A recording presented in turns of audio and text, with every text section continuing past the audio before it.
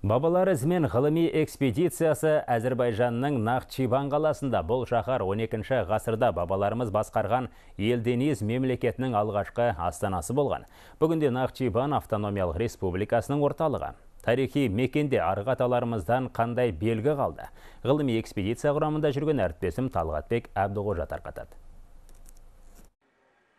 Нахчиван сырттай қарағанда жаңадан салынған жас қаладай көрінеді. Дегенмен тарихына үңілсең талай оқиғаның куәсі болған.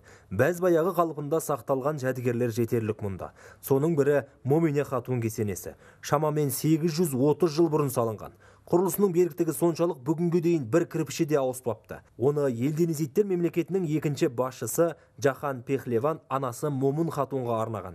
Дегенмен кейбір дерек көздерде кесене Пехлеванның әйеліне арналған болуы мүмкін дегенде деректер айтылады. Бүгінде 9 бұрышты тарихи нысан маңына сол дәуірлерге тән жәдігерлер қойылған. Бабаларымыздың ізі Нахчиван қаласында да сайрап жатыр. Ашық аспан астындағы мына музейде 11-16 ғасыр аралығында жасалған 250-ге жуық құлпытасты көруге болады. Дешті Қыпшақ даласынан келген Елдениз 1136 жылы дәл осы жерде жеке мемлекет құрып сұлтан болады. Ал мына менің оң жағымда тұрған кесене Момина Хатунға арналыпты. Ол да дәл осы Елдениздер билік құрған тұста салынған екен. Ал биік таудың басындағы мына қамал Алинжак қала деп аталады. Ол Нахчиваннан 60 шақырымдай жерде. Шамамен 1-ші ғасырда салынған. Талай хан мен сұлтанның бекінісі болды.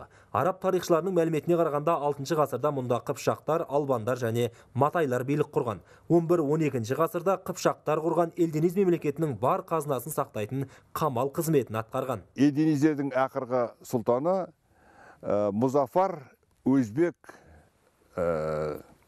Елдениз. Осы арада қаза табады. Тарихшылардың айту бойынша ол осы арада жерленген қамалдың батыс жағында. 1225 жылы айттық, мынау Хорезм Шахтың баласы Жалайден келіп, оларды жеңіліске түсіріп, мемлекеті құлады. Бірақ Жалайденнің өзі осы көп тұрған жоқ. 13-ші ғасырда Хулагудың әскері келді. Олар сол бір ғасырға тақау уақыт болды.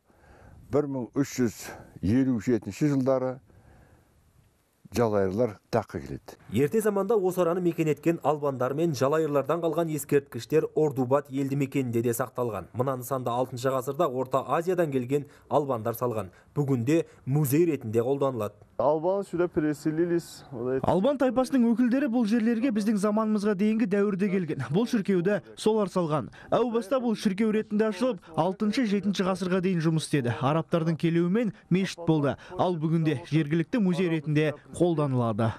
Сондай-ақ дәл осы ауылда 14-ші ғасырда, яғни аймақта жалайырлар билеп тұрған тұста салынған мұз қоймасы бар. Тарихшылардың болжамы бойынша 7-8 метр тереңдікте қазылған қараңғы нысанда тұрғындар қыстай мұз жинап, жаз бойы керегіне жаратқан, яғни дәрі-дәрмек, азық-түлік сақтаған. Нахчиван шаһарында бабаларымызға қатысы бар тарихи мекендермен танысқан ғылыми экспедиция Әзірбайжандағы сапарын аяқтап, Иранға бағыт алды. Талғатбек Әбдіғожа, Самат Бекбатыров, Хабар 24, Әзірбайжанның Нахчиван қаласынан.